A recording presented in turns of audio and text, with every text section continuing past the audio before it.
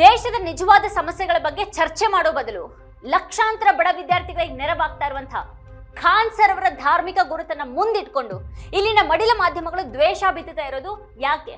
BJP ಸರ್ಕಾರದ ಧೋರಣೆಗಳಿಂದಾಗಿ ದೇಶದಲ್ಲಿ ಭೀಕರ ಆರ್ಥಿಕ ಸುನಾಮಿ ಬರಲಿದೆ ಅಂತ ಎಚ್ಚರಿಸಿದಂತಹ ವಿಪಕ್ಷ ನಾಯಕ ರಾಹುಲ್ ಗಾಂಧಿ ಅವರ ಹೇಳಿಕೆಯನ್ನ ಮಾಧ್ಯಮಗಳು ದೇಶದ ನಿಂದನೆ ಅಂತ ಸುಳ್ಳನ್ನ ಬಿಂಬಿಸ್ತಾ ಇರೋದು ಯಾಕೆ? ಸ್ವತಃ ಪ್ರಧಾನಿ ಮೋದಿ ಅವರೇ ಸಾರ್ವಜನಿಕವಾಗಿ ಖರ್ಚನ್ನ ಕಡಿಮೆ ಮಾಡಿ ಅಡುಗೆ ಎಣ್ಣೆ ಬಳಕೆಯನ್ನ ತಗ್ಗಿಸಿ ಚಿನ್ನ ಖರೀದಿ ಮಾಡಬೇಡಿ ಅಂತ ಜನರಲ್ಲಿ ಮನವಿ ಮಾಡ್ತಾ ಇರೋದು ದೇಶದ ಆರ್ಥಿಕ ಪರಿಸ್ಥಿತಿ ಸಂಪೂರ್ಣ ಹದಗೆಟ್ಟಿರೋದಕ್ಕೆ ಸಾಕ್ಷಿ ಅಲ್ವಾ? ಅದು ಅಮೆರಿಕದ ಅಧ್ಯಕ್ಷ ಟ್ರಂಪ್ ಭಾರತದ ಮೇಲೆ ಸರಣಿ ಸುಂಕಗಳನ್ನ ವಿಧಿಸಿ ಅವಮಾನಿಸ್ತಾ ಇದ್ರು ಕೂಡ ರಷ್ಯಾದಿಂದ ಅಗ್ಗದ ತೈಲ ಖರೀದಿ ಮಾಡದೇ ಇರೋ ಹಾಗೆ ಭಾರತವನ್ನ ತಡಿತಾ ಇದ್ರು ಕೇಂದ್ರ ಸರ್ಕಾರ ಮೌನವಾಗಿ ಶರಣಾಗಿರೋದು ಏಕೆ?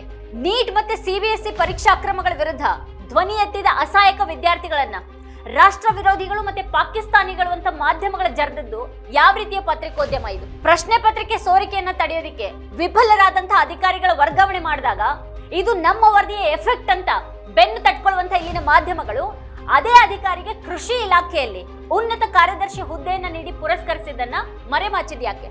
ಸರ್ಕಾರವನ್ನ ಮತ್ತೆ ಪ್ರಧಾನಿಯವರ ನಿರ್ಧಾರಗಳನ್ನ ಕುರುಡಾಗಿ ಸಮರ್ಥಿಸ್ತಾ ಜನರ ಸಮಸ್ಯೆಗಳನ್ನ ಎತ್ತುವಂತ ವಿರೋಧ ಪಕ್ಷಗಳನ್ನ ಮಾತ್ರನೇ ಸದಾ ಅಪರಾಧಿ ಸ್ಥಾನದಲ್ಲಿ ನಿಲ್ಲಿಸುವಂತಹ ಈ ಮಡಿಲ ಮಾಧ್ಯಮಗಳ ಬೂಟಾಟಿಕೆ ಇನ್ನು ಎಷ್ಟು ಕಾಲ ಮುಂದುವರಿಯುತ್ತೆ?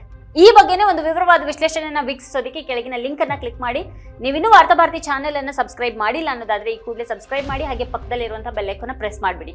ಮತ್ತೆ ನಮ್ಮ ಎಲ್ಲ ವಿಡಿಯೋಗಳನ್ನ ಮಿಸ್ ಮಾಡದೆ ಕೊನೆವರೆಗೂ ನೋಡಿ. ಇದ್ರ ಕುರಿತಾಗಿ ನಿಮ್ಗೆ ಏನ್ ಅನ್ಸುತ್ತೆ, ಏನ್ ಅಭಿಪ್ರಾಯ ಇದೆ ಅದನ್ನ ವಿಡಿಯೋ ಕೆಳಗಡೆ ಕಮೆಂಟ್ ಮಾಡಿ ನಮಗೆ ತಿಳಿಸಿ. ಮತ್ತೆ ನಿಮ್ಗೆ ಇಷ್ಟವಾದಂತಹ ವಿಡಿಯೋಗಳ ಲಿಂಕ್ ಅನ್ನ ನಿಮ್ಮೆಲ್ಲ ಬಂಧು ಮಿತ್ರರಿಗೆ ವಾಟ್ಸ್ಆಪ್ ಮಾಡಿ. Thank you.